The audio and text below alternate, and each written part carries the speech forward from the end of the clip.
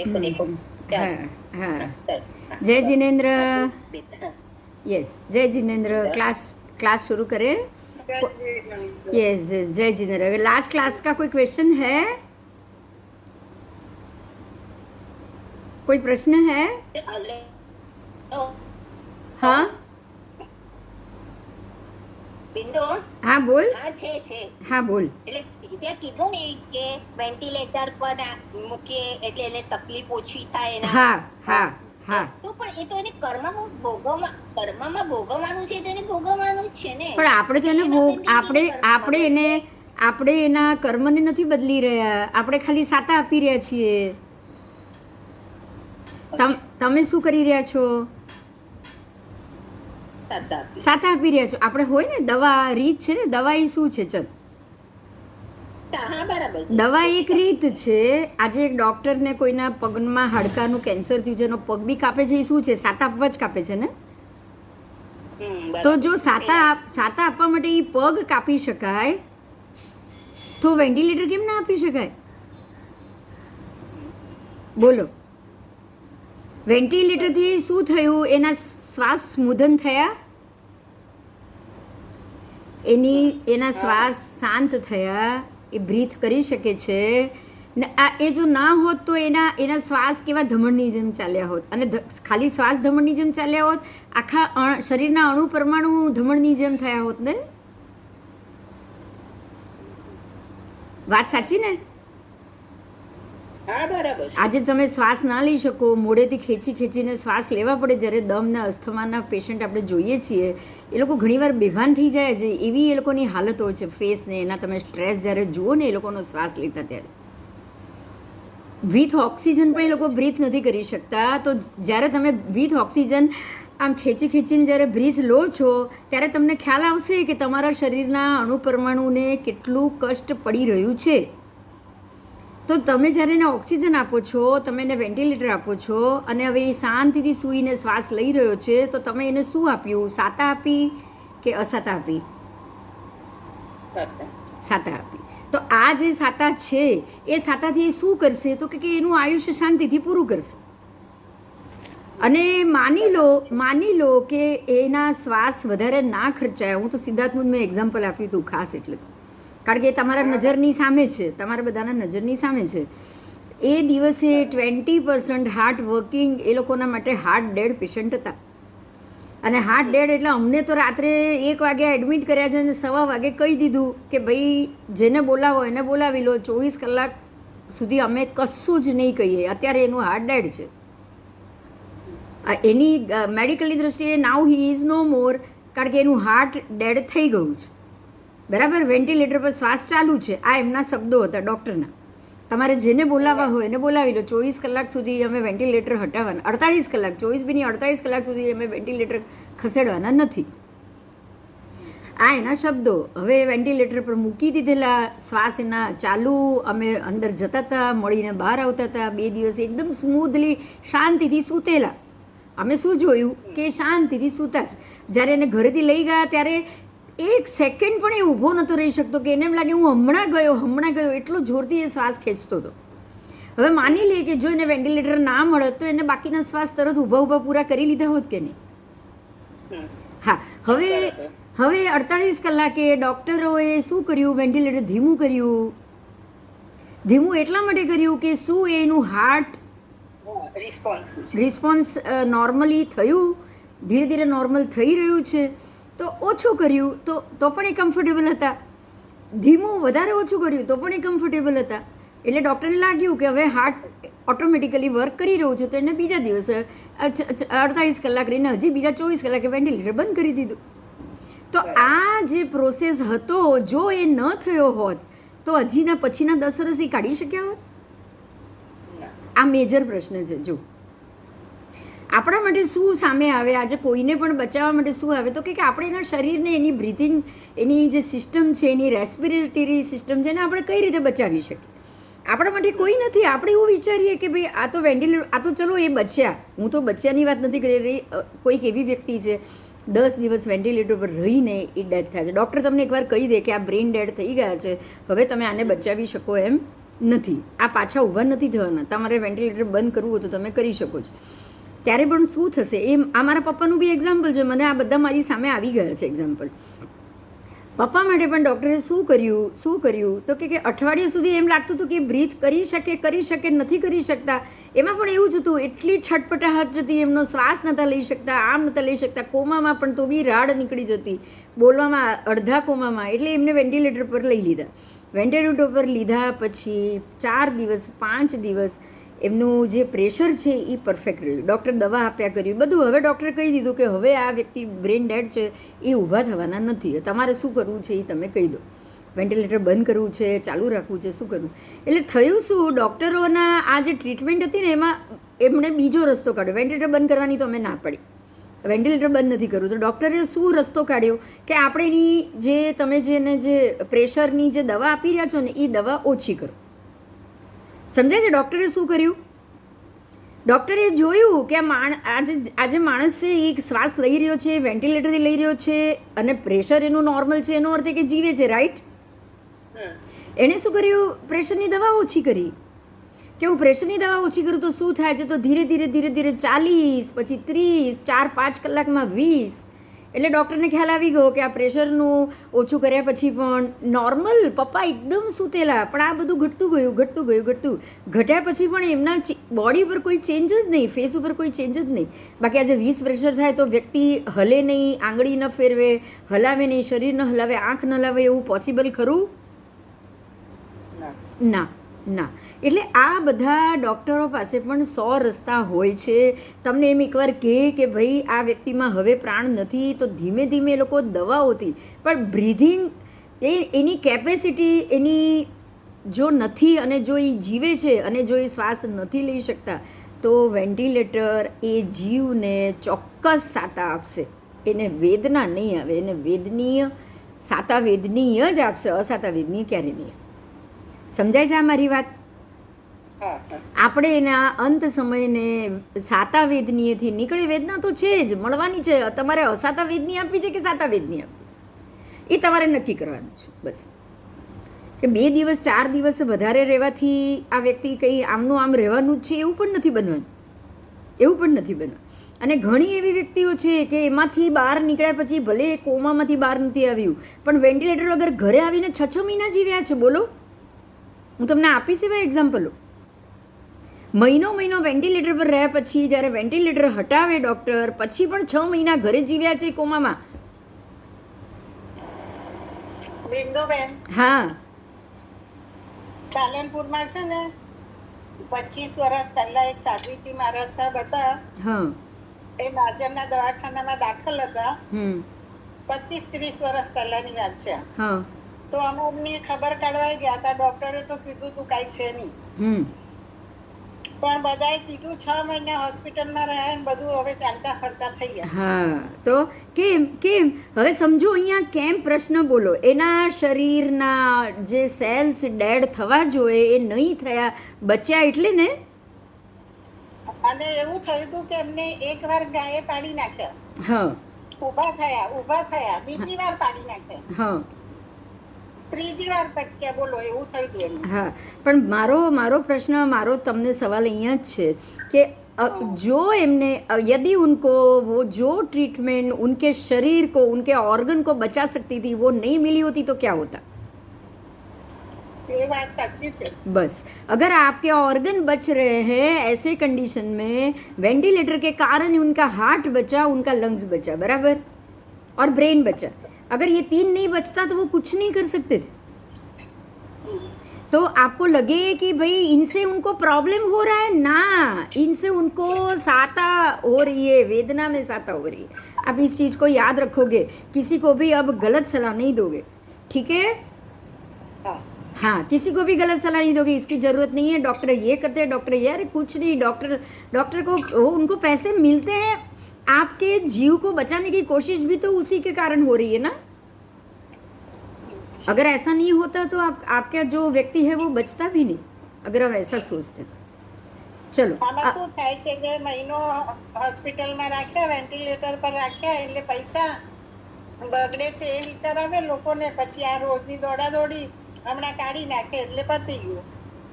आज હોય છે ભાવ. हाँ, ये भी भाव होते हैं। और दूसरी बात, अगर आपके पास अगर कोई सगवड़ है तो फिर आप वो व्यक्ति को जरूर साथा दो, मैं यही कहूंगी बस। અચ્છા, અગર તમે આ કહો છો ને જે સગવડ હોય તો હા. એમાં આ પૂજા અભિષેક વાળા છે ને મારી નણંદના વેવાઈ થાય ને, हाँ તો हाँ એમની વેવાણને છે ને કોમામાં જતા રહ્યા. हाँ ડોક્ટરે કીધું કે મને લાગતું નથી કે કઈ થાય. हाँ એટલે છોકરાઓએ બધાએ ડોક્ટરની વાતમાં આવી ગયા. પછી મારી નણંદની છોકરીએ કીધું કે હું બધી સેવા કરીશ જો તમે એને ઘરે રાખો તો. તો 15 દિવસ હોસ્પિટલમાં રાખીને અત્યારે લગભગ વર્ષ 1.5 વર્ષથી છે ને એનું બધું જ ટ્રીટમેન્ટ ઘરે થાય છે અને આરામથી સૂઈ રહી છે. हाँ, बस बस बस बस बहुत सारी એટલે बात। એની પાસે સગવડ છે બધી. सगवड़ भी छे और उसका आयुष्य वो शांति से खत्म करे। क्यों हाँ. उसको असाता क्यों खड़ी करनी? उसकी उतनी आयु है, अब उसको शांति से भोगने दो बस। મારા નણંદ ફિક્સ 11 વાગે એને નવ સ્મરણ સંભળાવે તો એ આંખ ખોલે જરા. हाँ हाँ એ બહારગામ ગયા હોય ને તો ફોનમાં પણ એના પાસે રાખીને સંભળાવે. हाँ हाँ, बस बस कोई बात नहीं, ऐसा ही करना है। वो कब खड़े हो जाएंगे मालूम भी नहीं पड़ेगा। उनका नसीब होगा तो ये ट्रीटमेंट के बाद अगर फिजिकल कहीं ना कहीं से भी अगर शरीर पुद्गल है भाई, और कुछ नहीं है, शरीर पर्याप्ति है। शरीर पुद्गल को कहीं से भी पॉजिटिविटी या वो उनको आगे एनर्जेटिक होने की अगर समय सर दवाई और ट्रीटमेंट से ताकत मिल गई तो वो वापस खड़े भी हो सकते हैं। ऐसा नहीं सोचना है हमको। એનું જીવન પાછું 40 વર્ષથી બોલો. हाँ, तो इसलिए कुछ चीज़ों को ध्यान में रखना है हमको। ये नहीं सोच लेना है कि भाई इनको छोड़ दो, इनके नसीब पे छोड़ दो, ऐसा नहीं करना, ऐसा बिल्कुल नहीं करना। चलो, तो ये 6 प्रकार की पर्याप्ति है। पुद्गल शक्ति विशेष, अलग अलग विषय से 6 प्रकार की जो पर्याप्ति कही है, जीव अपने कर्मों द्वारा पुद्गल परमाणुओं को लेकर अपने शक्ति सामर्थ्य से, क्योंकि उसकी अपनी शक्ति है, शक्तिशाली आत्मा है, इसीलिए वो पर्याप्ति बांधता है। जिसके अंदर शक्ति नहीं है वो नहीं बांध सकते। वो तो हमने देख लिया ना, समूर्छिम जीव में शक्ति नहीं है क्या? नहीं बांध पाए, इसलिए वो समूर्छिम है। तो अब आपको समझ में आ रहा है कि हमारे शरीर के जितने समूर्छिम जीव हैं, जितनी भी आत्माएं हैं, कितने ऐसे समूर्छिम जीव हैं जो शरीर की पर्याप्ति नहीं बांध सकते, कभी नहीं बांध सकते। ये समझ में आ रहा है? हाँ, आपको यही समझना है कि आपको मानो कि आप नसीब वाले हो, कि आपके आत्मा में ये ताकत है कि आप पर्याप्ति बना सकते हो। ठीक है, तो ये हो गया। अब कैसे हो रहा है आहार पर्याप्ति, मैंने आपको समझा तो दिया है, लेकिन मैं शब्दों से भी आगे जाना चाहूँगी कि जिसके द्वारा बाहर के आहार को, बाहर का आहार कौन क्या था? माता का रज और पिता का वीर्य बाहर का आहार था ना। हाँ, जिसके द्वारा बाहर के आहार को अपने शक्ति सामर्थ्य के द्वारा जो जीव वहाँ उत्पन्न हुआ है, आत्मा, जो जीवात्मा, मैं जीवात्मा शब्द बोलूँगी, ठीक है, जो जीवात्मा वहाँ उत्पन्न होने के बाद अपने शक्ति सामर्थ्य से उस बाहर के आहार को ग्रहण करे और उसका परिणमन करके उसको रस रूप बनाए। बराबर समझ में आ रही है मेरी बात? रस रूप बनाए और उसका आहार करे, उसको आहार पर्याप्ति कही जाएगी। जीव जन्म, जैसे ही जीवात्मा वो स्थान पे जन्म लेगा, उत्पन्न होगा, उत्पन्न होने के बाद पहले ही समय मतलब आप आँख का पलकारा ले रहे हो, उसमें असंख्यात समय चले जाते हैं। एक आँख के पलकार में बहुत सारे समय गए। आप समझ सकते हो कितने आया नहीं और सीधा उसने खाया है। समझ में आ रहा है? जीव उत्पन्न हुआ नहीं और सीधा उसने आहार खाया। इतना भूखा है वो कभी भी खाने के बगैर नहीं रह सकता। और जैसे ही उत्पन्न हुआ, पहले ही समय में उसने आहार लिया है, उस आहार का उसने परिणमन किया, रस के रूप में किया, और उस रस को ग्रहण करके शरीर बनाने की प्रक्रिया शुरू कर दी। ठीक है, अब जिसका रस लिया है उसके जैसा ही शरीर बनेगा। अब उस रस में से रज ज्यादा लिया तो स्त्री बनेगा। अगर उस रस में से उसने वीर्य ज्यादा खाया तो वो पुरुष बनेगा। और अगर उसने दोनों बराबर खाया तो नपुंसक बनेगा। ठीक है।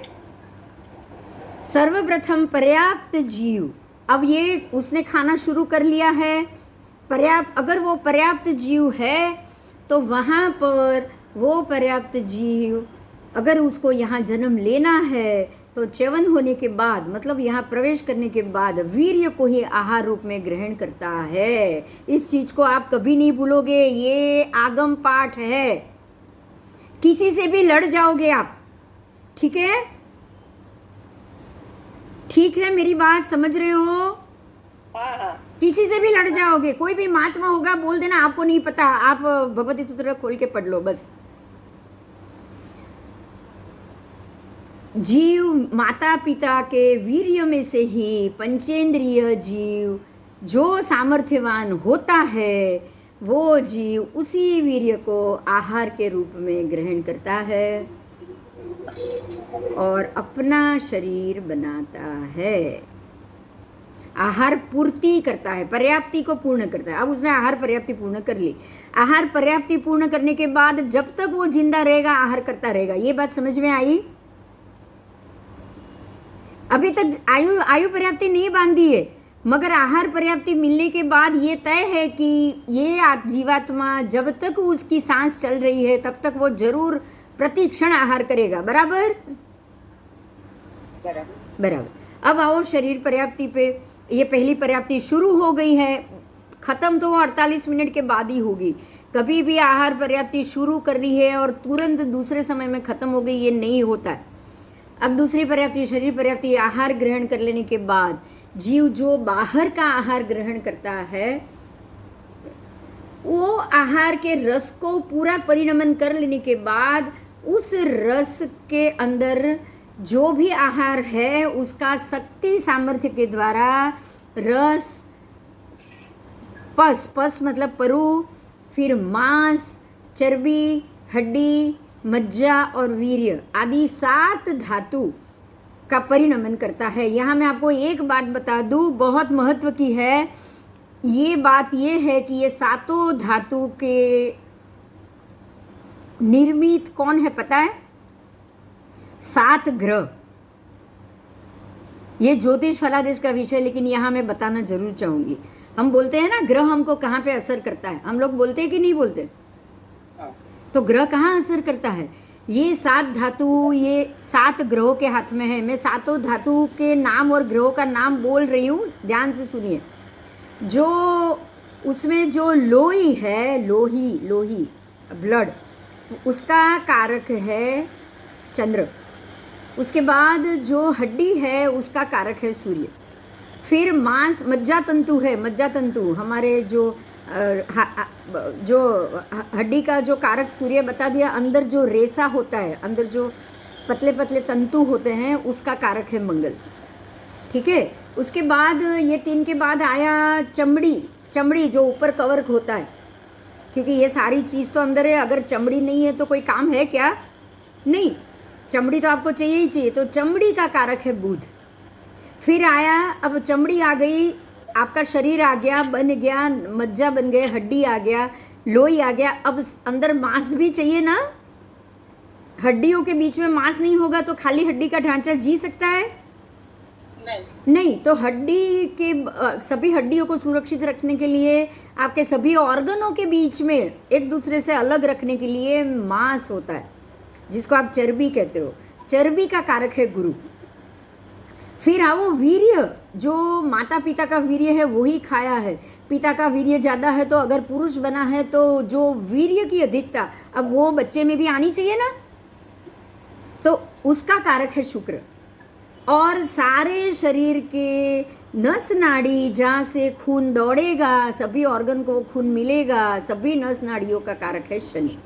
अब यहाँ एक बात पे ध्यान दो, सिर्फ एक बात। 7 धातु में से अगर आपके कर्म के हिसाब से, अगर आपके आधान समय में मतलब जन्म के समय में अगर कोई ग्रह आकाश में वीक है तो क्या वो धातु आपको परिपूर्ण मिलेगी? नहीं मिलेगी। देखिए ग्रह कहाँ असर कर रहा है, ये हमारे कर्म के हिसाब जाएगा। वो बच्चा उसी समय जन्म लेगा जब उसको अगर बाढ़ लकवा होना होगा ना, ध्यान दीजिए, बाढ़ लकवा वो जीव को, बच्चे को होना होगा ना, तो वो ये आधान के समय में जरूर आकाश में शनि वीक होगा। और ऐसा वीक होगा कि ये बच्चा अपने शरीर में नस नाड़ियों को परिपूर्ण बना ही नहीं पाए, और नहीं बना पाया है इसलिए जन्म के समय या पेट में ही वो अपने विकलांग स्थिति में जन्म लेगा। समझ में आ रही है मेरी बात? इसमें अगर ये हुआ कि शनि वीक था, सूर्य वीक है, हर एक महीने का गर्भ, 2 महीने का गर्भ, 3 महीने का गर्भ, उसके ऊपर भी एक ग्रह की असर होती। मान लो कि शनि वीक है और शनि 5वें महीने को प्रेजेंट कर रहा है, तो वो 5वां महीना उसके लिए इतना क्रिटिकल जाएगा। आधान के समय अगर शनि वीक है तो वो 5वें महीने में वो गर्भपात हो ही जाएगा। अगर 3रे महीने का ग्रह गुरु है और गुरु आधान के समय वीक है तो वो 3रे महीने में ही गर्भपात हो जाए। ऐसे हम देखते कि नहीं देखते? इसमें क्या किसी की गलती होती है? नहीं होती है ना? हाँ, तो यहाँ हमको ये समझना है कि ग्रहों का चराचर, ध्यान दो, ये आगम पाठ है, ये आपको ये पाठ जीवा बिगम सूत्र आगम में भी है, ये पाठ सूर्य प्रकृति आगम में भी है कि ग्रहों का चर अचर, ग्रहों का घूमना, ग्रहों की शक्ति से ही सभी जीवों के सुख दुख का कारण बनता है। ये बात समझ में आई? ग्रहों का चर अचर में ग्रहों का शुभ होना तो जीवों का सुख का कारण बनेगा, ग्रहों का अशुभ होना जीवात्मा के दुख का कारण बनेगा। ये परमात्मा का कथन है, उनका वचन है।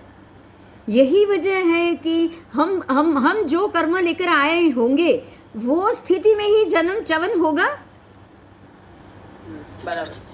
व्यवस्थित हो माता पिता, जिसको कोई कमी ना हो, उसको भी क्या हर बार बच्चा रह जाता है? ना, क्योंकि वो बच्चे के कर्म के हिसाब से ही समय चॉइस होगा ना, कि आपके हिसाब से होगा, बच्चे के कर्म के हिसाब से होगा। यही वजह है कि जो भी तीर्थंकर परमात्मा, जो भी चक्रवर्ती, जो भी मांडलिक राजा की माँ है, जो भी वासुदेव प्रति वासुदेव की माता है, वो गर्भ में बच्चे का चवन होते ही शुभ स्वप्न अवश्य देखती है। देखती है कि नहीं? क्यों? कारण क्या? वो बच्चे का पुण्य ही ना, बच्चे के कर्म ना। बराबर। बच्चे का शुभ कर्म इतना जोरदार है, बच्चे इतना बलवान है, तीर्थंकर परमात्मा ये 1000 हाथी का बल है उनके शरीर में। तो ऐसे समय में आकाश में ग्रह कैसे होंगे? 7 ग्रह उच्च स्थान में हो तभी परमात्मा का जन्म होता है। तो वो आधान के वक्त भी बलवान ग्रह लेकर आए हैं या नहीं आए हैं? बताओ। आए हैं। तो इससे जो ग्रहों का फलादेश है वो आपको बिल्कुल क्लियर हो जाएगा, साफ हो जाएगा। अगर कोई नहीं मान रहा है उसकी मति, उसके पीछे आप नहीं जाओगे।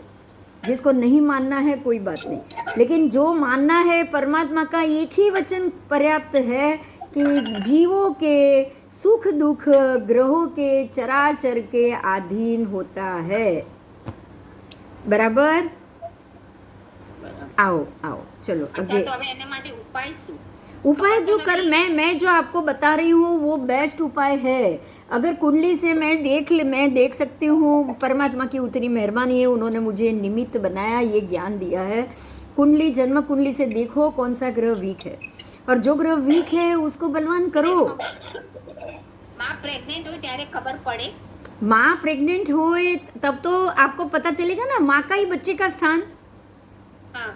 माँ की कुंडली से तो आप देख सकते हो कि उसके बच्चे कैसे होंगे। माँ की कुंडली से, मेरी कुंडली से ही मालूम पड़ जाएगा कि मुझे बच्चों का सुख कैसा है, मेरे बच्चे कैसे होंगे। मेरे बच्चे को अगर ग्रह अच्छा फल नहीं दे रहा है तो जरूर मेरा कोई ना कोई बच्चा तकलीफ में होगा ही होगा। तो मैं अपने ग्रह तो बलवान कर ही सकती हूँ। ऐसे ही पिता की कुंडली, जिनको बच्चे नहीं होते हैं ना, मेरे पास 15 से 20 ऐसे एग्जाम्पल है। कि जिनको बच्चे नहीं होते ना, दोनों को मैं उनके बच्चे को बलवान करने का ही ग्रह पहनाती हूँ। तो जिनको बच्चा चाहिए, ट्रीटमेंट भी फेल हो रही है, उनको भी सक्सेस जाता है। क्यों? क्योंकि जो कारण है बच्चा नहीं होने का, वो कारण आपने दूर कर लिया। तो उदीर्णा होगी ना पुण्य की, होगी कि नहीं होगी बताओ? ग्रह बलवान होगा तो क्या होगा? ग्रह बलवान होगा तो पुण्य ही आपके पास खींच के आएगा कि नहीं? अगर आपने ग्रह बलवान किया तो अब नुकसान नहीं करेगा, ये बात तो तय है।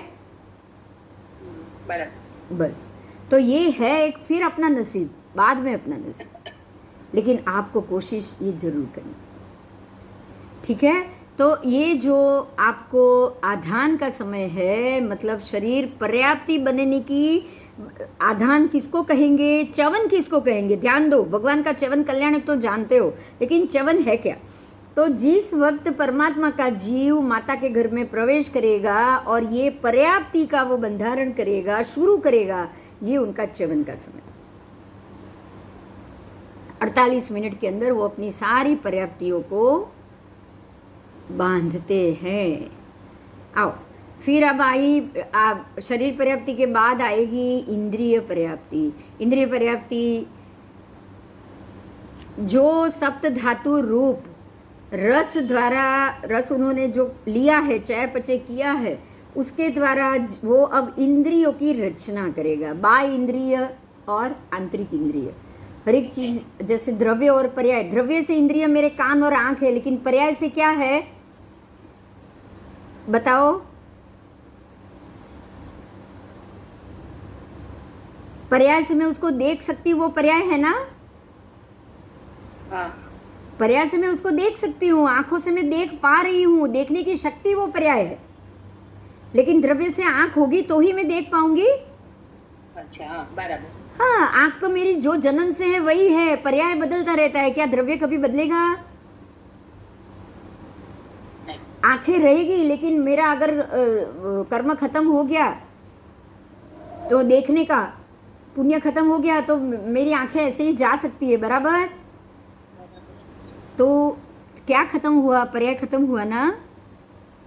हाँ, तो ये हुआ आपका इंद्रिय पर्याप्ति, कि उससे द्रव्य इंद्रिय भी बने और जो पर्याय है उसका देखने की शक्ति, चमड़ी की बात, रसना की बात, फिर घ्राण की बात, फिर ये स्रोत की बात और चक्षु की बात और स्रोत की बात, ये जो पांचों इंद्रिय है उसकी जो शक्तियाँ है देखने की, जैसे कि चमड़ी की शक्ति शरीर बनाने की शक्ति, रसना मतलब चखने की शक्ति, स्वाद की रसना मतलब जीभ, बोलने की शक्ति, उसका पर्याय है वो स्वाद।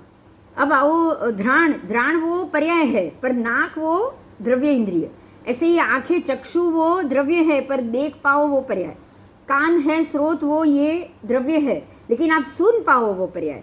तो आपकी दोनों द्रव्य पर्याय से इंद्रियों की रचना होती है। उसके बाद है श्वासोच्छ्वास पर्याप्ति। अब जीव चौथी पर्याप्ति बांधता है। अगर बांध पाया तो वो पर्याप्ता, नहीं बांध पाया तो 48 मिनट तक वो रहेगा। उसके बाद अपने आप वो सारी आगे की तीनों पर्याप्ति उसकी खत्म हो जाएगी। ठीक है, ठीक है। वो जो खत्म हो लेते हैं समूर्ची में, वो शरीर भी बनाते हैं, आहार भी लेते हैं, फिर शरीर भी बनाते हैं, फिर इंद्रिय भी बनाते हैं, सब बना लेते हैं। लेकिन श्वास नहीं है तो 48 मिनट से ज़्यादा वो जिंदा नहीं रह सकते। अब आओ श्वासोच्छ्वास। तो श्वासोच्छ्वास, श्वास और उच्छ्वास, उसके योग्य पुद्गलों को वो रचना करते हैं ये पर्याप्ति से, और उसके अणु के समुदाय को वो ग्रहण करेंगे। अब ये अणु का समुदाय वो कहाँ से लेंगे? 14 राजलोक से लेंगे ना?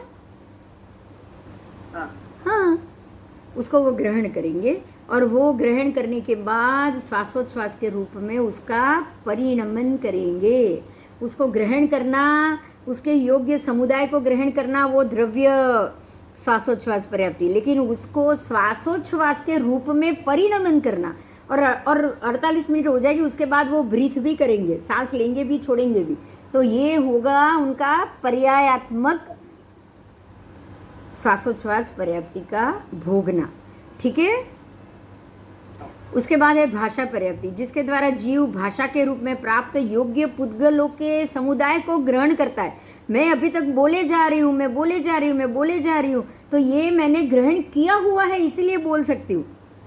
अगर मेरा बोलना आधे में बंद हो गया तो मतलब क्या हुआ, 20-25-50 साल के बाद अगर मेरा बोलना बंद हो गया तो जो मैंने ग्रहण किए थे वो द्रव्य खत्म हो गया। अब पर्याय होगा क्या, पैसा समिति ना पुद्गल खत्म हो गया, मतलब वो द्रव्य से खत्म हो गया है। ध्यान दो, जैसे ही द्रव्य से खत्म हो गया तो पर्याय अपने आप खत्म हो गया।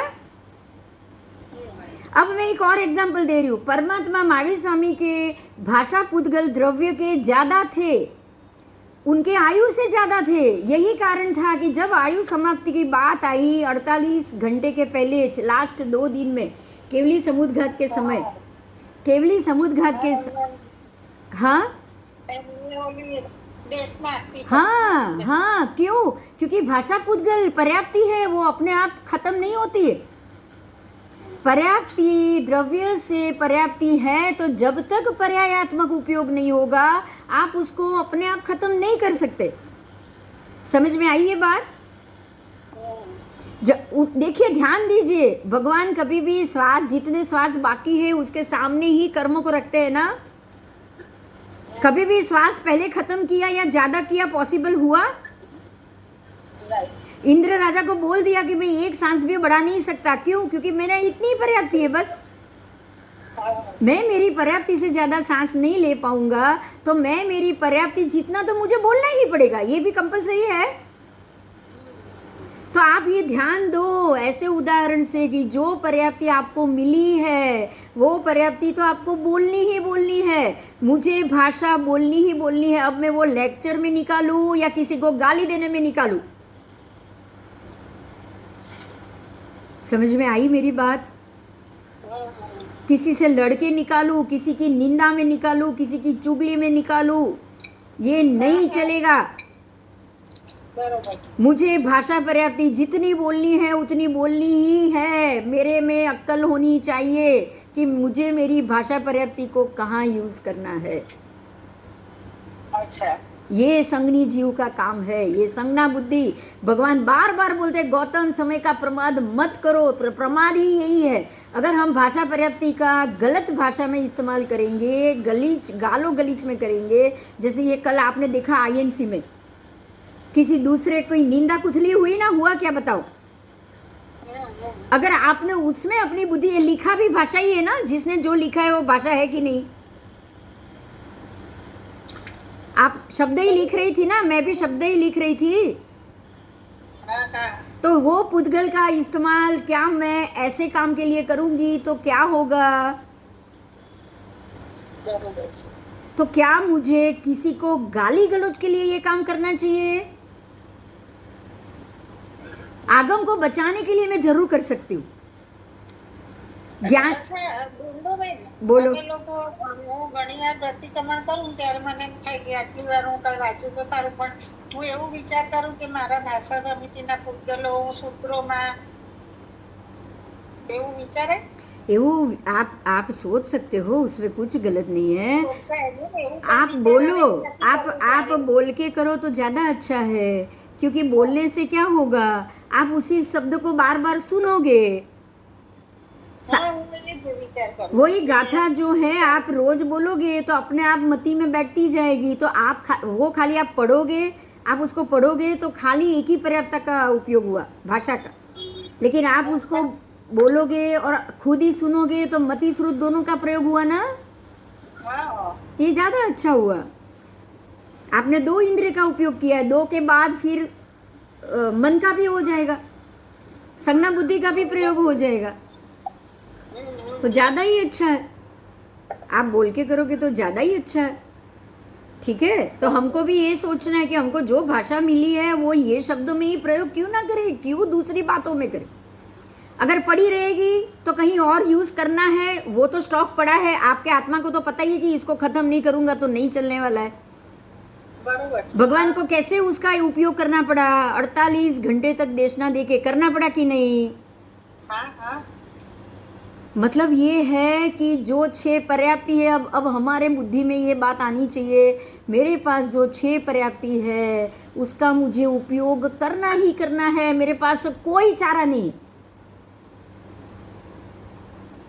समझ में आ रही है बात? हाँ अगर तुम उपवास कर सकती हो, तुम दोनों ज़्यादा आयम भी कर सकते हो, बैसना कर सकते हो, भूखे रह सकते हो, तो मतलब ये हो गया कि आपने आहार पर्याप्ति उतनी बांधी ही नहीं है जितनी आपकी आयु है। ये बात भी समझ में आ रही है? હા એટલે ઘણી વાત છે ને મારું બેસણું છે ને 2 વાગે થાય ને ત્યારે મને એમ થાય કે આ બધામાં મારે નથી થતું, પણ મારી વિચારસરણી હવે બદલી નાખી। बस अब ध्यान दो, परमात्मा ने पिछले 12.5 वर्षों में सिर्फ 359 क्या बोलेंगे इसको, 349 इतना ही आहार लिया है। मतलब क्या हुआ कि उनको आहार पर्याप्ति ज़्यादा थी ही नहीं, आयु ज़्यादा थी। जितनी शरीर पर्याप्ति थी, जितनी श्वास पर्याप्ति थी, उतनी आहार पर्याप्ति नहीं थी। ये बात सही हो गई? હા साबित हो गया ना ये?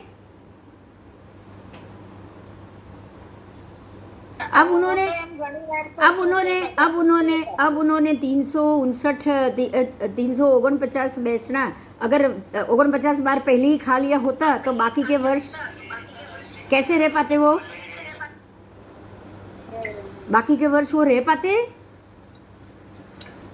तो ये हमें नहीं पता है। ध्यान दो, अब तू तेरी बात करी, मैं मेरी बात करी, चलो। मैं तो भूखी नहीं रह सकती ना, हर घंटे 2 घंटे में खाती हूँ। क्यों खाती हूँ? अब ये सोचोगे, पर्याप्ति बहुत बांधी है, आयुष्य होगा ही नहीं उतना श्वास के जितनी मेरा आहार 2 टाइम 3 टाइम में चल पाए। मैं नहीं जानती, पर ये बात होगी तभी ना। હા अगर ये बात होगी तभी वो बैलेंस कर रहा है, सब दोनों पर्याप्ति अपने आप को बैलेंस कर रही है હા कि इसकी सांस चलेगी तब तक आहार मिले, उस हिसाब से अभी से ही उसको खाना दिया करो। मेरा शरीर वैसे ही मांगेगा ना। હા હા हाँ, तो हमको ये सोचना ही नहीं है, ये कुदरती प्रोसेस है, उसको अपने आप होने दो। અરે પણ હું તો વિચાર કરું છું કે હું આજે નવકારસીમાં જ બેસણું કરવાની, તો મને પોળસી ને 60 પોળસી જ થઈ જાય। देखो एक बात मैं बताऊं, ध्यान दे एक बात पे। परमात्मा ने कभी भी ये नहीं सोचा था कि उनको 6 मास नहीं खाना है, उपवास करना है। 5 मास और 25 दिन में भगवान का कितनी बार पारणा हुआ? 4 मासी, 6 मासी, 1.5 मासी। क्यों पता है उन्होंने ये क्यों नहीं सोचा था? पता है, जिस वक्त शरीर ने आहार मांगा वो गोचरी के लिए गए। अब पर्याप्ति अपना काम कर रही है। ध्यान दो, उनकी आहार पर्याप्ति और उनकी शरीर पर्याप्ति दोनों बैलेंस कर रहे हैं। उनका शरीर 6 महीने तक खाना नहीं मांग रहा है, 6 महीने के बाद कह रहा है कि आज गोचरी करो, तो भगवान गए गोचरी करने के लिए। હા उनके शरीर ने 15 दिन तक नहीं मांगा, 16 दिन तक नहीं मांगा, 17वें दिन में खाना मांगा, तो वो गए गोचरी के लिए। उनके शरीर ने 5 महीना 25 दिन तक खाना नहीं मांगा, 26वें दिन में खाना मांगा, तो वो गोचरी के लिए गए। बोलो, बात समझ में आ रही है मेरी? पहले હા तो कुछ भी हो रहा है, आपको उसकी चिंता ही नहीं करनी है, उस तरफ ध्यान ही नहीं देना है। आपकी शरीर पर्याप्ति, आपकी आहार पर्याप्ति, आपकी 6 की 6 पर्याप्ति अपने आप सब कुछ बैलेंस कर रही है। आपको कुछ करने की जरूरत नहीं। आपकी आत्मा में इतनी शक्ति है कि वो आपके शरीर को इतनी सांस तक अपने आप उसके कर्मों के हिसाब से वो जरूर पार लेगा। बोलो, कितनी बढ़िया बात है। समझ में आ रही है ये? અરે બહુ ફાઇન સમજાયું। हम लोग ये करते हैं, ये मैंने किया, मैंने ये कर लिया, मैं ये कर सकती हूँ, हम लोग ये बोल देते हैं बस। અરે પણ મારો તો એકદમ દાખલો છે, હું વિચાર કરું નહીં આજ તો मैं નવકારસીમાં જ પણ કરું। और मैं नहीं कर सकती हूँ, मैं नहीं कर सकती, तो मुझे ये भी नहीं सोचना है मैं नहीं कर सकती। मैं क्यों नहीं कर सकती नहीं पता। मैं नहीं कर सकती क्यों नहीं पता। नहीं करना होगा, अपने आप होगा। अगर करना होगा तो अपने आप होगा। હા પણ એવું જ છે, બરોબર છે. એટલે હવે મને આ રી મારું માइंड चेंज થયું એમાં. बस किसी के लिए भी ये मत सोचो, अपनी एक भी प्रवृत्ति के लिए ये मत सोचो कि ये मैं कर रही हूँ. आपका शरीर अपने आप बैलेंस कर रहा है. आपकी पर्याप्ति, मैं शरीर नहीं बोलूंगी, आपकी 6 के 6 पर्याप्ति अपने आप बैलेंस हो रहा है, अपने आप बैलेंस कर रहा है, और वो बैलेंस करने वाला आत्मा है. आपको आज आहार की जरूरत होगी तो वो आहार देगा. वो बोलेगा कि इनके शरीर को 8 दिन आहार की जरूरत नहीं है, तो वो आप आत्मा आपके मति को, बुद्धि को ही कमांड दे देगा कि भाई 8 दिन कुछ नहीं खाना. બરોબર છે. और आपने 28 कर ली. बोलो 28 की सोच आई कैसे आपके दिमाग में? હા હા किसने दी? किसने बोला कि 8 दिन कर लो, 28 नहीं खाना है? બરોબર. आप मन कर रहे हो तभी हो रहा है ना. હા, હા, तो आपके मन को बोला किसने? હા. आपकी पर्याप्ति ने. आपकी पर्याप्ति ने कि भाई इनको 8 दिन पर्याप्ति की जरूरत नहीं पड़ेगी, छोड़ दो. હા, હા.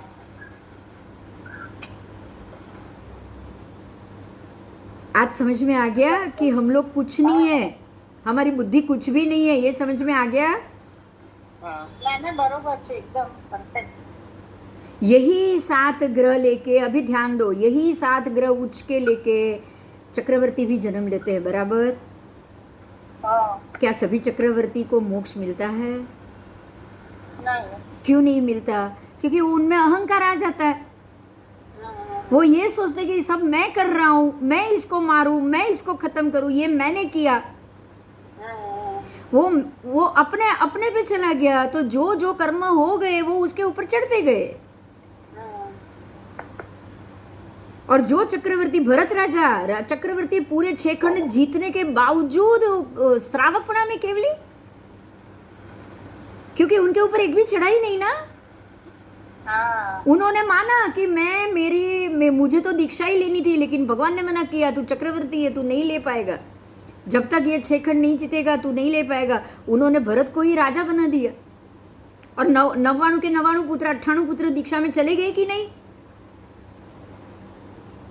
बाहुबली भी बाद में चले गए. बाहुबली भी बाद में चले गए. तो भरत राजा नहीं जा पाए. क्यों नहीं जा पाए? उनको 6 खंड जीतना था. उनको क्या करना था? अपनी ड्यूटी पूरी करनी थी. तो ड्यूटी पूरी करते वक्त क्या सोचा? क्या मैं कर रहा हूं? નહીં. अगर सोचा होता तो क्या होता? ये लड़ाई मैंने की, ये राजा को मैंने जीता, तो जो लड़ाई की, जो राजा को जीता, तो सारा पाप किसको चढ़ेगा? તો इस पे चढ़ेगा. मुझ पे चढ़ेगा. ठीक है. मुझे ये नहीं सोचना है, मैं मेरी बात करी, मुझे ये नहीं सोचना है कि मेरे से उपवास नहीं हो रहा है, में से ये नहीं हो रहा है, मुझे खाना है तो बस खा लेना है, उपवास कुछ नहीं करना. मेरे को ये नहीं सोचना. मेरे को सिर्फ इतना सोचना है कि अगर मेरा शरीर खाना मांग रहा है तो उसको दे दो. सिर्फ इतना सोचना है. बोलो 2 में कितना फर्क पड़ा पता है? હા.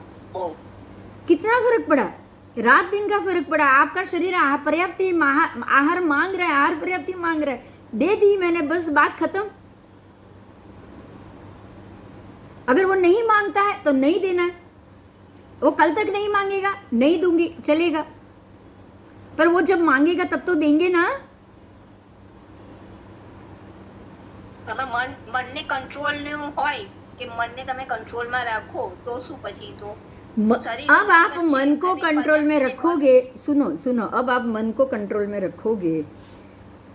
इसके लिए भी मैं आपको एक दो नहीं इसके लिए भी मैं आपको एक दो एग्जाम्पल ही दूंगी. चलो ठीक है. मैं मेरे पापा की ही बात कर रही हूँ. उन्होंने कंटिन्यूअस 18 वर्षी तक, उसमें एक आध साल छोड़ के कंटिन्यू 18 वर्षी तक किए.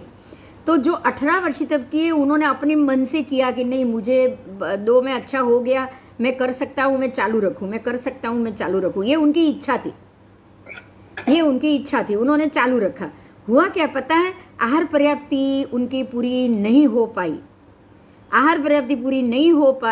लास्ट पिछले 10 साल तप भी नहीं कर पाए और उनको हर घंटे या 2 घंटे या 3 घंटे उनको खाना खाना पड़ा। क्यों खाना पड़ा बताओ? पर्याप्ति बाकी तो नहीं छोड़ सकते थे ना, बराबर। बाकी नहीं छोड़ सकते थे वो। अच्छा, ये चीज़ ना मैं जानती हूँ ना तू जानती है, आज दक्षा या तुम लोग तब कर रहे हो, तुमको नहीं पता है।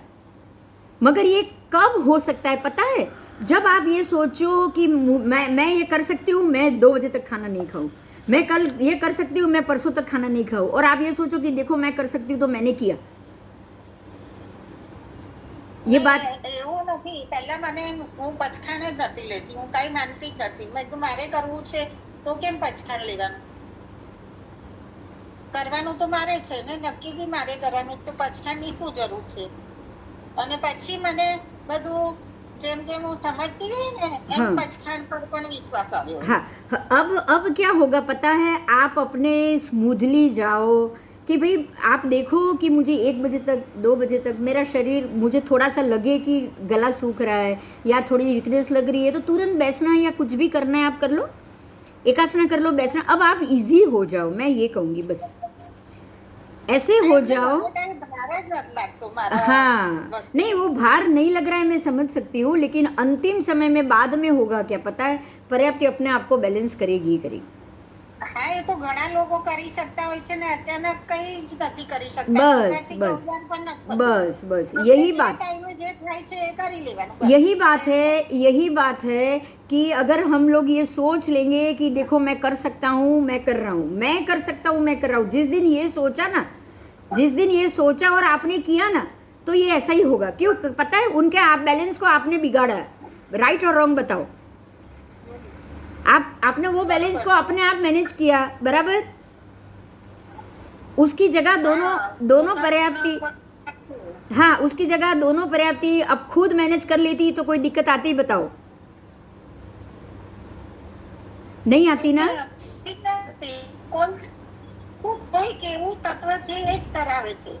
मैं समझ रही हूँ, हाँ मैं समझ, अरे मन पर्याप्ति आ गई, मन पर्याप्ति, वो तत्व मन पर्याप्ति है। कब आपके दिमाग में ये आ जाएगा आपको मालूम भी नहीं पड़ेगा। आपके दिमाग, हाँ मन पर्याप्ति ही ये कराती है, संज्ञा बुद्धि ही कराती है, क्रोध मान माया लोभ ही कराता है। घर वाले पे इतना गुस्सा आ गया, ये मेरा 1 वर्षी तक का पारना उसने बराबर नहीं किया, 4 बैसने बिगाड़ दिए अंतिम, तो मैं कर सकता हूँ ना। मैं अब देखो दूसरा साल कैसी मेहनत कराता हूँ सबको। अगर ऐसे करके दूसरा वर्षी तक ले लिया तो क्या होगा बताओ? बस नहीं, बात मीनिंग की नहीं है, बात यहाँ मीनिंग की नहीं है, मगर जो हुआ है वो किसके डिसीजन से हुआ है? आपके मन के डिसीजन से हुआ ना। और उसके बाद किसी ने बोल दिया कि अरे अब आप तो कर रहे हो, आपका पूरा ही नहीं होगा, मुझे नहीं लग रहा आप पूरा कर पाओगे, तो आप क्या जिद में जाके करोगे? दूसरा करोगे, तीसरा करोगे, चौथा करोगे, जिद में जाके करोगे तो भी क्या होगा? इसके जगह समझदारी से किया कि भाई मुझे मेरे से हो सके तो मैं आहार ना करूं तप कर्म के लिए या कर्म खपाने के लिए। अगर आप ये सोच के करो तो दोनों को अपने आप बैलेंस करने दो कि मेरे से हुआ तो मैं आज एकासना करूंगी, नहीं हुआ तो मैं बैसना कर लूंगी। आप ये सोच के जाओ। बस अगर ये सोच के जा रहे हो तो आप पर्याप्ति को अपना काम करने की छूट दे रहे हो, ध्यान दो। अगर ये नहीं कर रहे हो, सारा आप बैलेंस कर रहे हो, तो ये गड़बड़ तो पर्याप्ति करेगी ही करेगी। पर्याप्ति के बैलेंस में गड़बड़ हुआ तो आपका लास्ट 10 साल 5 साल पर्याप्ति अपना काम करेगी। पर्याप्ति बोलेगी कि अब तुझे मुझे ख़त्म करना ही पड़ेगा, तो अब कल से 4 टाइम 10 टाइम खाना शुरू कर लो। फिर क्या होगा सोच लो बस। अब यहाँ ध्यान दो, एक और बात पे ध्यान दो। मान लो कि आपने पहले बहुत सारा तप किया है, कोई भी कारण से हुआ है, कोई भी कारण से, या आपके मन पर्याप्ति के कारण हुआ या आहार पर्याप्ति के कारण हुआ, और अब नहीं कर रहे हो, अब नहीं कर रहे हो, पिछले 10-15 साल आपको ऐसा लगा कि ये दोनों बैलेंस करने के लिए अब आपको खाना ही पड़ेगा, आपसे होगा ही नहीं, तो आप क्या सोचोगे? क्या सोचोगे बताओ? એવું કઈ નહીં, એ થયું એટલે ભગવાને કરાવ્યું ને એટલે આપણા કર્મથી એ છે. हाँ, आप ये सोचोगे कि अभी अभी मेरे से जितना हुआ मैंने અને किया. એની પાછળ વળવાનું નથી કાંઈ. હા, જે થયું બસ, એને અનુમોદના બસ. ને એવું નથી થતું તો કાંઈ નહીં. बस बस बस, मतलब सम, એ ટાઈમ પર જે બીજો થાય છે એ કરવાનું. तो सम रहना है कि नहीं? બરાબર છે. सम तो रहना अपने आप आ गया ना, कि आपको सम तो रहना ही पड़ेगा ऐसी स्थिति में. હા, ભાઈ મારો આટલા 23 વર્ષ તક કર્યા ને પછી હવે દર્શના કરે છે. बस बस बस बस, यही यही बात समझते सब. तेरा भी एग्जाम्पल आ गया, देख क्यों अब वो क्यों नहीं कर पा रहे, क्योंकि अभी उनको पर्याप्त बैलेंस करनी ही पड़ेगी. आयुष्य आयुष्य जितना होगा तब तक आपको जितना आहार पर्याप्ति लेना बाकी है. आहार खाना, एक कितने जीवों को हम खा रहे हैं पता है आहार ले रहे तो? હા હા, कितने बीज खा रहे हैं, कितने वेजिटेबल खा रहे हैं, कितने फूल पत्ती खा रहे हैं, कितना फल खा रहे हैं. सब जीवों को हम आहार के रूप में ले रहे हैं. तो जितने जीवों को हमें अपने कर्म से आहार के रूप में लेना बाकी है उसको तो हमको लेना ही पड़ेगा. બરાબર છે. गौतम स्वामी को पिछले 20 साल, अब वो तो नहीं थे ना जो 63 साल का पुरुष, वो तो नहीं थे ना कि उनकी सांसें नियत थी या उनका शरीर नियत था, वो तो नहीं था ना. गौतम गणधर को पिछले 20 साल तक उन्होंने छटके पाने पे छटकिए. तो क्यों किए? आहार पर्याप्ति ने बैलेंस किया तभी कर पाए ना. બરાબર છે. बस ये बात को हमको तुरंत समझना है, उस हिसाब से हमें अपना बिहेव करना है. तो आज बात अच्छे से समझ में आ रही है ना? બધું ક્લિયર થાય છે. हाँ बस, सरस सरस सरस. आओ, तो ये है भाषा पर्याप्ति, जिसके द्वारा जीव भाषा रूप को प्राप्त करे ऐसे योग्य पुद्गल. उसमें शब्द आ गए, बोलना आ गया, लिखना आ गया, पढ़ना आ गया. सब पांचों जो स्वाध्याय और धर्म कथा जो पांचों है ना, चिंतन मनन स्वाध्याय धर्म कथा लिखना, सारी चीज़ आ जाएगी, शब्द पर्याप्ति में आ जाएगी. ऐसे संपूर्ण पुद्गलों के अणु के समुदाय को वो ग्रहण करेगा. इतना समुदाय ग्रहण करेगा जिसका जितना आपको उसका इस्तेमाल करना आपके कर्म में मिला है. ठीक है, आपको मिला है कि आपको पंचेंद्रिय जीव बने हो, मनुष्य बने हो, इतना पुण्य इकट्ठा हुआ है कि आपको इतने पुद्गलों के परमाणु को जरूर खत्म करना है. तो जो आपको शक्ति सामर्थ्य से जो प्राप्त हुए हैं उनके समुदाय को ग्रहण करो और भाषा के रूप में उसको परिणमन करो. तो भाषा पर्याप्ति की रचना करो. ठीक है, उसको भी जबरदस्ती खत्म करनी ही पड़ेगी. जल्दी खत्म हो गई तो भी आपका नसीब. मन पर्याप्ति, अब आई अंतिम पर्याप्ति जो है मन पर्याप्ति, छठी पर्याप्ति है ये. इस पर्याप्ति की रचना सिर्फ संज्ञी जीव करेगा, असंज्ञी जीव बिल्कुल नहीं कर पाएगा. क्योंकि मन संज्ञा पांचों इंद्रियों के द्वारा जो सोच आएगी, आपके मन को जो विचार आएगा वो होगा, विचार बनेगा ही उसको जिसको मन होगा.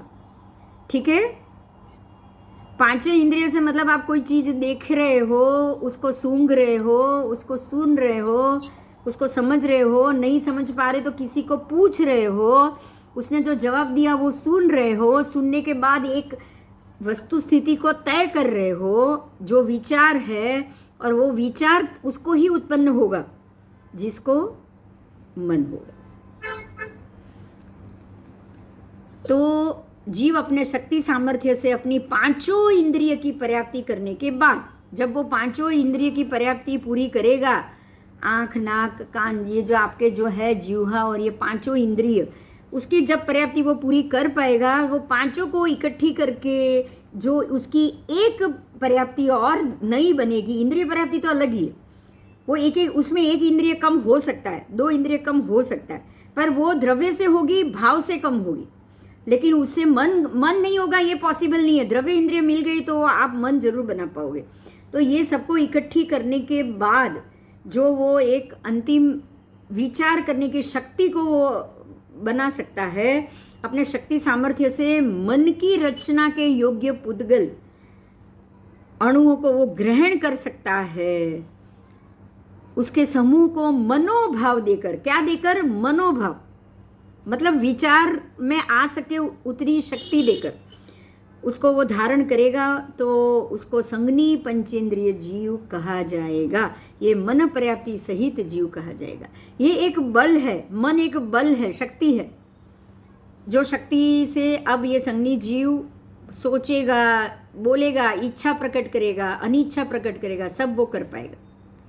इस प्रकार से जीव अपने आत्मबल से अपनी शक्ति सामर्थ्य से 6 पर्याप्ति की रचना करता है और उसको धारण करते हुए वो पर्याप्त मतलब संपूर्ण बनता है।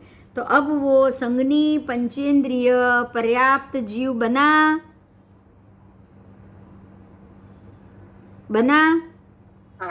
अगर वो नहीं बना पाया तो संगनी पंचेंद्रिय अपर्याप्त, अब अपर्याप्त बनेगा। बराबर। और वो जब तक नहीं बनाता है तब तक वो कर्ण पर्याप्त बनेगा। जब तक नहीं बना पाता है 48 मिनट तक तो वो कर्ण पर्याप्त है कि नहीं? क्योंकि वो अभी तक उसने पर्याप्ति की नहीं, तो कर्ण पर्याप्त कर्ण अपर्याप्त भी होते हैं कि नहीं?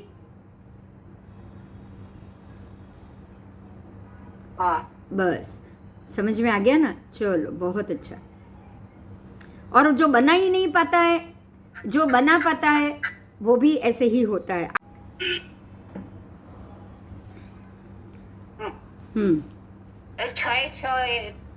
हाँ, 6 पर्याप्ति। यस पर्याप्ति 6 की 6 मैंने बता दी। अब पर्याप्ति के द्रव्य की बात की है। अब ये पर्याप्ति के द्रव्य के बाद की है। अब देखो पर्याप्ति तो बन गई, द्रव्य से क्या है ये, इसको जानने का मन तो करेगा ना आपको। पर्याप्ति हमने जीव ने बना दी, कहाँ से लिया होगा द्रव्य? कोई सोच सकता है? खाली बताओ। उसने ये द्रव्य 14 राजलोक से खींचा है। समझ में आया?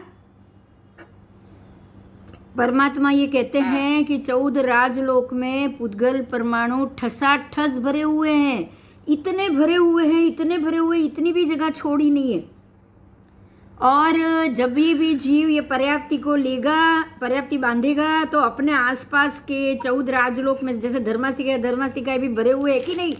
ठसाठस धर्मासिकाएं भरा हुआ है, अधर्मासिकाएं भरा हुआ है, आकाशासिकाएं, लोकाकाश भरा हुआ है। ऐसे ही कार्मण वर्गणा भरी हुई है। कार्मण वर्गणा शब्द मालूम है ना? हाँ, कार्मण वर्गणा। और जीव अपने साथ कार्मण शरीर जरूर लेके आता है, ये भी पता है बराबर। 3 शरीर होते हैं उसके साथ, कार्मण, तेजस और आत्मा खुद, ये तीनों उसके साथ है। आत्मा के साथ आत्मा खुद तो एक है ही, जीवात्मा, और कार्मण शरीर और तेजस शरीर वो साथ में लेके आता है। तो ये जब दोनों शरीर लेके आएगा तो कार्मण शरीर में जितने कर्म के हिसाब आपका लिखा होगा कि भाई इसको आहार पर्याप्ति इतनी ही बांधनी है, तो वो उतनी बांधेगा कैसे? तेजस से ही खींच के बांधेगा ना। तेजस से ही उसको खल रूप में परिणम आएगा। उसका जो प्रक्रिया है बांध के पर्याप्ति बनाने की, वो तेजस शरीर ही बनाएगा। तो ये प्रोसेस क्या है अब उसको हम जानेंगे। भगवान इसको समझा रहे हैं, ये प्रोसेस को हम जानेंगे कि पर्याप्ति के द्रव्य वो कहाँ से लेता है। जब सभी पर्याप्ति जो द्रव्य से बनती है वो द्रव्य पुद्गलास्तिकाय द्रव्य के प्रमाण से ही बनती है। ध्यान दो, पुद्गलास्तिकाय के बिना कोई पर्याप्ति का द्रव्य आपको कहीं नहीं मिलेगा। जो अस्तिकाय है लोकाकाश में, उसमें से पुद्गलास्तिकाय, जैसे धर्मास्तिकाय ठसाठस भरा है, अधर्मास्तिकाय भरा है, ऐसे ही पुद्गलास्तिकाय भी भरा है। और इसी पुद्गलास्तिकाय को आपको मैं ये भी बता दूं कि हिंदू धर्म ने इसी पुद्गलास्थि काय को क्या नाम दिया है पता है? पंच महाभूत। वो भी उसको अग्निभूत, अग्नि तत्व, जल तत्व, वायु तत्व, यस ऐसे ही नाम बोलते हैं कि नहीं बोलते हैं? हाँ, पंच महाभूत। वो उसका पंच महाभूत नाम देते हैं। और ये पंच महाभूत तत्व उन्होंने पंच महाभूत दे दिया, अग्नि, पृथ्वी, वायु, जल, आकाश। और हमारे यहाँ ये अग्नि तत्व, अग्नि, पृथ्वी, वायु, जल, आकाश, ये सारा पुद्गल द्रव्य है कि नहीं बताओ? सारा पुद्गल ही है ना। अग्नि काय के जीव है क्या? वायु काय के जीव पुद्गल है कि नहीं? उसका शरीर क्या है? बरोबर છે, पुद्गल ही है। अग्नि का है पुद्गल शरीर, पुद्गल शरीरी। वायु का है पुद्गल शरीरी। बिना पुद्गल तो एक इंद्रिय जीव रहेगा ही नहीं ना। तो ये पुद्गलास्थि काय के तत्वों को जीव पर्याप्ति के रूप में उपयोग करेगा। तो हम पर्याप्ति बनाने में भी तो अग्नि का है, पृथ्वी का है, अप का है, जल का है, हम सब चीज लेते कि नहीं लेते? आपने जीव ने जो वीर्य और रज का आहार किया वो पंच महाभूत से ही बना हुआ था ना। किसी पंच महाभूत के शरीर से ही बना हुआ था कि नहीं? हाँ, माता पिता के पुद्गल शरीर से ही, पौद्गलिक शरीर से ही ये पुद्गल बना था और आपने वही पुद्गल खाया। कोई नया तो लाए नहीं आप, उसमें भी यही अग्नि, पृथ्वी, वायु, जल, आकाश सब है। तो क्या अगर वो धर्म कह रहे हैं उसको पंचमहाभूत, हम लोग कह रहे हैं कि पुद्गल, तो क्या फर्क है दोनों में?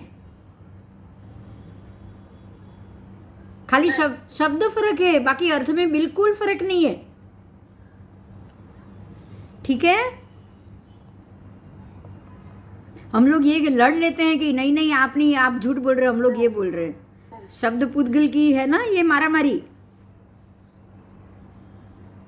चलो, तो ये पुद्गलास्थि काय के द्रव्य के प्रमाण से ही पर्याप्ति बनती है। ये अजीव द्रव्य है। अब यहाँ ध्यान दो, ये बहुत महत्व का मुद्दा है कि जो आकाश में आपको जैसे धर्मास्थि काय अजीव द्रव्य बोलो था कि नहीं?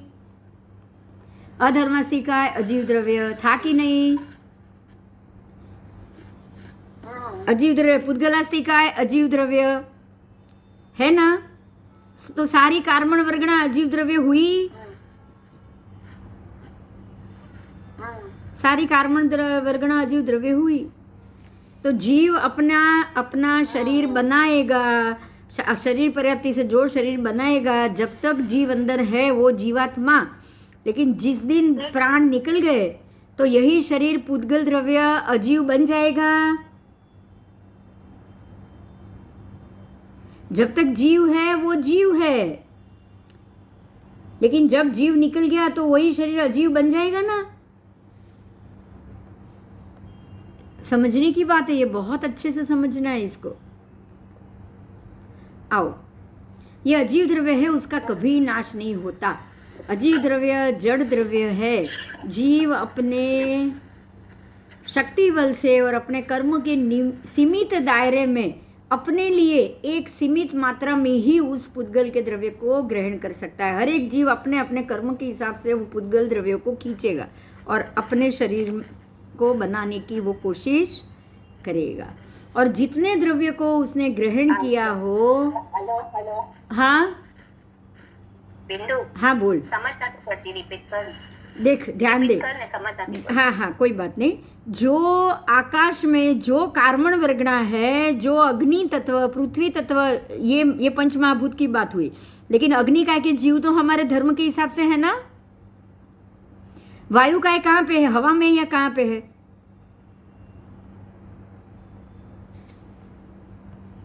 मेरी आवाज आ रही है?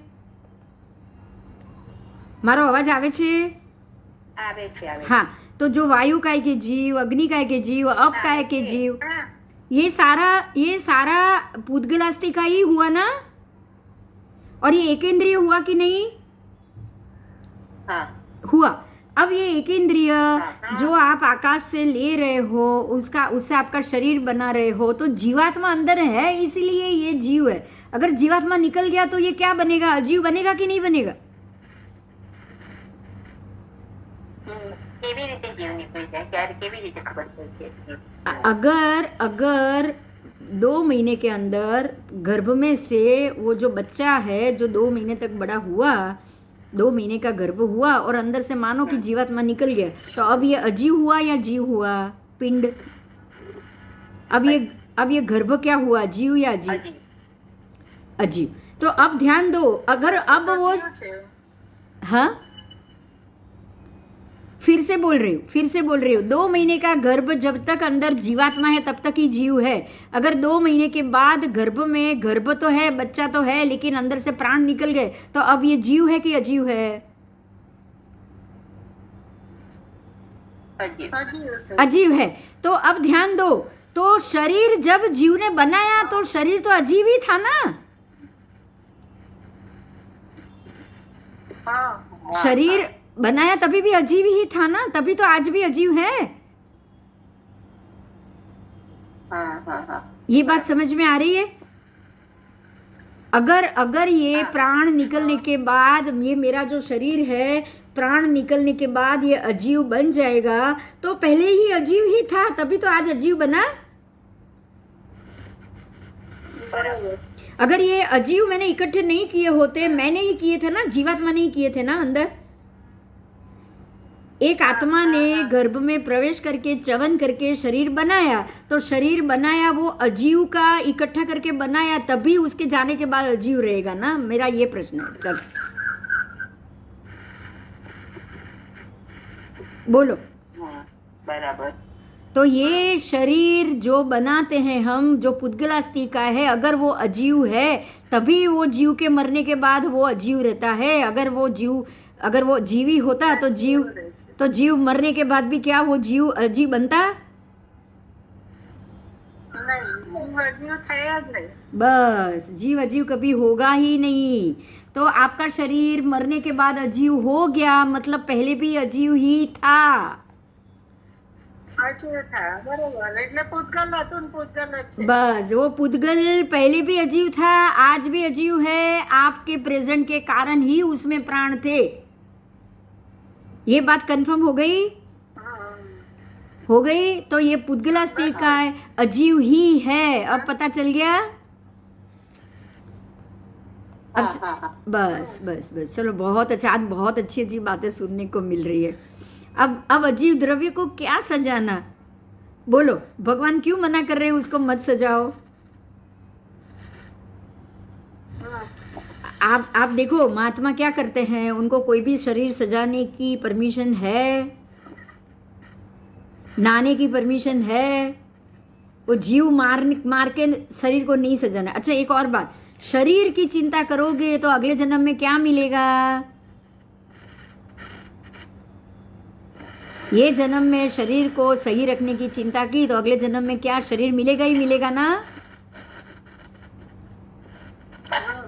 अगर ये जन्म में शरीर की चिंता नहीं करोगे, शरीर की चिंता नहीं करोगे, कर्म से बचने की चिंता करोगे, पुण्य बांधने की चिंता करोगे, पाप कम करने की चिंता करोगे, तो अगले जन्म में क्या मिलेगा? आप पुण्यवान बनोगे पर शरीर नहीं मिलेगा, कहाँ जाओगे बताओ? बस, तो सिद्ध बनना है तो शरीर की चिंता खत्म, छोड़ो। बस, अगर सिद्ध बनना है तो शरीर की चिंता छोड़ दो। शरीर तो रोगी है, उसको कभी भी रोग लगेगा। ये अजीव है, अजीव ही होने वाला है कल। ये जड़ पहले भी था, कल भी जड़ होने वाला है। आपको किसकी चिंता करनी है? जो जीव है, जो मेरा जीवात्मा की चिंता करो कि उसके ऊपर कम कर्म लगने चाहिए, जो लगे हैं वो शांति से खत्म होने चाहिए। बोलो, वैराग्य अपने आप आ जाएगा ना, ऐसा सोचेंगे तो।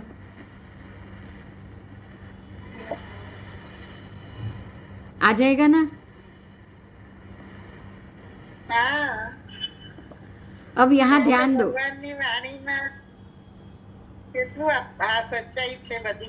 પણ આપણે તો સમજતા નથી ને આ સચ્ચાઈ તો આપણી સામે મુકાયેલી જ છે, રોજની જોઈએ છીએ યસ અને તો પણ સચ્ચાઈને સ્વીકારતા નથી. Yes hello. હા બોલ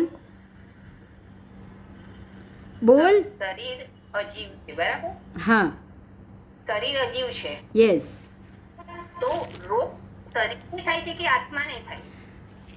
अजीव जब तक जीव अंदर है, जीव अंदर है, ध्यान दो, शरीर तो अजीव ही है पर जीव तो अंदर बैठा है, हाँ जीव अंदर बैठा है. अब जीव क्या करेगा? मन करेगा कुछ भी खाने पीने का, कुछ भी कचरा खाने का मन करेगा तो क्या होगा?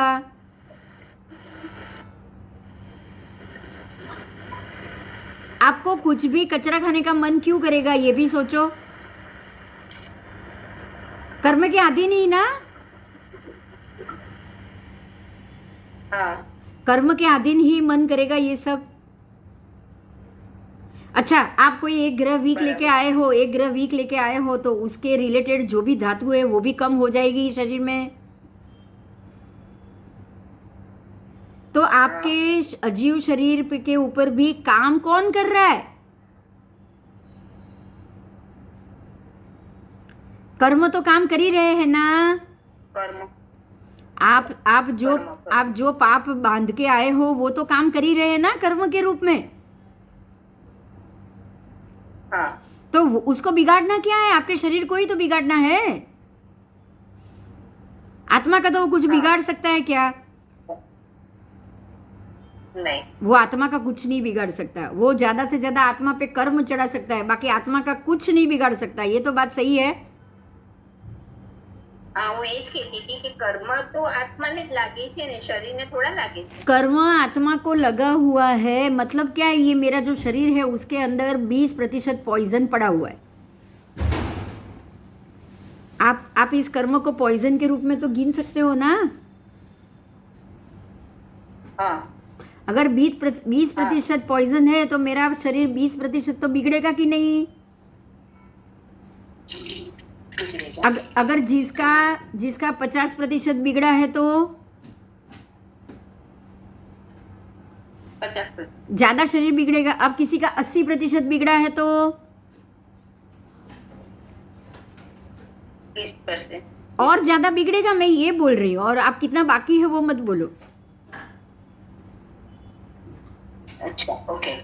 जितना ज्यादा बिगड़ेगा उतना बिगड़ेगा क्या? आत्मा या शरीर? शरीर. शरीर. तो उसका बिगड़ने का कारण कौन? कर्म. कर्म. तो कर्म तो आत्मा के ऊपर लगे हैं और उसी के कारण आपके शरीर को तकलीफ हो रही है. हाँ बस, तो પછી अब तो सीधी बात है, वो अजीव कोई बिगाड़ेगा ना, जीव को थोड़ी बिगाड़ सकता है.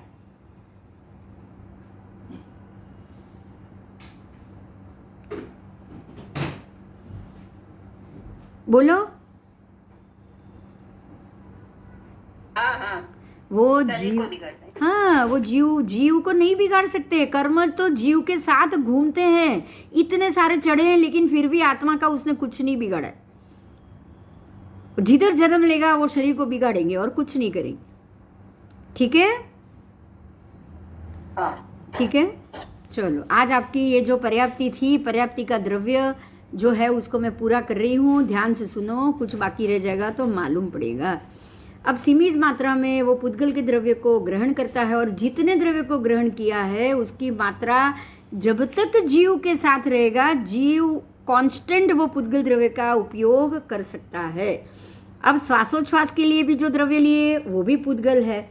सब पुद्गल है. श्वासोच्छ्वास पुद्गल, भाषा है वो पुद्गल. तो सारे के सारे उसका उपयोग करेंगे. जब ये मैं बोलूँगी तो मैं क्या करूँगी? अंदर जो द्रव्य लिया है उसका उपयोग करूँगी तो वो हवा में बिखर गए तो अंदर का पुद्गल द्रव्य खत्म हुआ. धीरे धीरे खत्म ही हो रहा है ना. हाँ या ना? इतने साल तक मैंने सांस ली तो धीरे धीरे खत्म हुई कि बढ़ी? खत्म हुई. तो जब तक मैं इसका उपयोग करती जाऊंगी ये खत्म होते जाएगा और मेरे शरीर से बाहर निकल के लोक के आकाश प्रदेश में वो वापस जाएंगे, वापस ही जाएंगे ना। जिसको मैं ख़त्म करूँगी वो जाएगा कहाँ? वापस आकाश प्रदेश में जाएगा कि नहीं जाएगा? अणु परमाणु बिखर के कहाँ जाएंगे? आकाश में। बस तो इस प्रकार से जब मैंने बांधे तो मैंने लिए, अब मैं रोज थोड़ा थोड़ा उसको खर्च कर रही हूँ, तो छोड़ छोड़ के उसको रिलीज कर करके मैं कहाँ भेज रही हूँ? आकाश में भेज रही हूँ। ये समझ में आ गई इतनी बात? हाँ। जब तक वो मेरे अंदर है तब तक वो मेरे साथ है। मैं रोज थोड़ा थोड़ा सांस खर्च कर रही हूँ। जिस दिन सारा खर्च हो गया, मेरी ये सांस ऐसे ही बंद, आत्मा अंदर से बाहर और वापस वो दूसरे कर्म भोगने के लिए अभी भी कर्म के साथ है, कार्बन शरीर और तेजस शरीर के साथ है, तो वो सीधा दूसरा जन्म लेने के लिए पहुंच जाएगा। अब समझ में आ गई ये पूरी सिस्टम? आ गई। तो इस प्रकार से शरीर आत्मा को सहायक होके यंत्र की तरह उसका साथ निभाता है। मतलब शरीर एक यंत्र है, अजीव है, यंत्र है, और वो आत्मा को सहायक बनता है। शरीर के विकास के अनुसार, आत्मा की शक्ति सामर्थ्य के अनुसार प्रत्येक जीव अलग अलग रूप में अपने लिए पर्याप्ति का निर्माण करता है। समझ में आ गया? अब वो क्या करता है वो हम अगले क्लास में जानेंगे, क्योंकि आपको आज यही जानना था कि जो पर्याप्ति हमें मिल रही है वो हमारे ही पुण्य कर्मों के आधार से हम उसको खुद बनाते हैं, और बनाने के बाद जन्म के समय बनाया है, रोज उसको थोड़ा थोड़ा खर्च करके उसको धीरे धीरे ख़त्म करते हैं। जैसे कि रोज एक एक पटाखा फोड़ते हैं, मैं एग्जाम्पल देती हूँ ना वैसे, ठीक है? ठीक है, बस आयुष्य का रोज एक एक पटाखा फोड़ेंगे, एक एक दिन खत्म करेंगे, और जब तक आयुष्य पूरा खत्म नहीं होगा तब तक जीवात्मा ये शरीर में रहेगा, कर्म में उस, और वो जब उसकी जो 100 साल की आयु है, वो 100 साल की आयु में उसने पुराने कर्म खत्म भी किए, नए बनाए भी हैं। अगर बनाए हैं तो वो वापस जन्म लेने के लिए पहुंच जाएगा। ठीक है? ठीक है, ये सिस्टम है, ये यंत्र है जो शरीर और आत्मा अपने आप दोनों भोगते हैं। अब मैं यहाँ ख़त्म कर रही हूँ आज का लेक्चर। जय जिनेंद्र, जय जिनेंद्र। अभी अगले क्लास में कल ही वापस मिलेंगे, कल वापस लेक्चर हो जाएगा। ठीक है? जय जिनेंद्र।